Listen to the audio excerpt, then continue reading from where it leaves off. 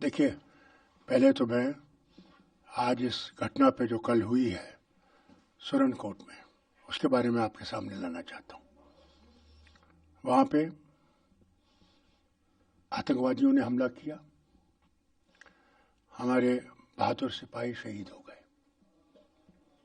उसके साथ साथ क्या हुआ, कुछ लोगों को उठा के ले गए थे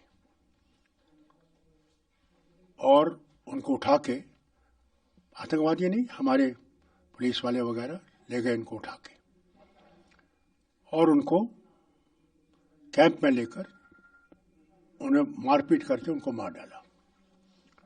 ये अफसोस की बात है। हम क्या आतंकवादियों से लड़ रहे हैं या अपने लोगों से लड़ रहे हैं? अगर हम अपने लोगों से लड़ रहे हैं तो फिर हम ये लड़ाई कभी जीत नहीं सकते।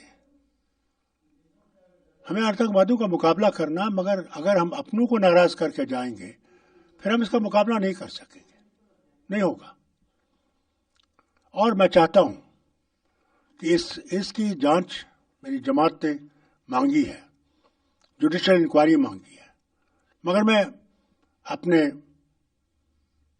होम मिनिस्टर साहब से गुजारिश करूंगा, अमित शाह साहब से, कि आज उनको आना चाहिए और सुरन कोट में जाना चाहिए कि लोगों के दिलों को वो जोड़ सकें।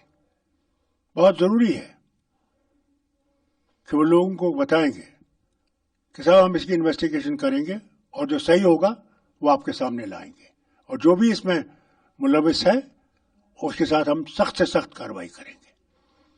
क्योंकि अगर हम दिल लोगों का ठुकराते जाएंगे तो ये जंग हम जीत नहीं सकते।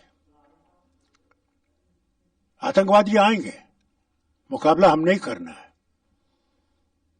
कोई और मुकाबला नहीं कर सकता।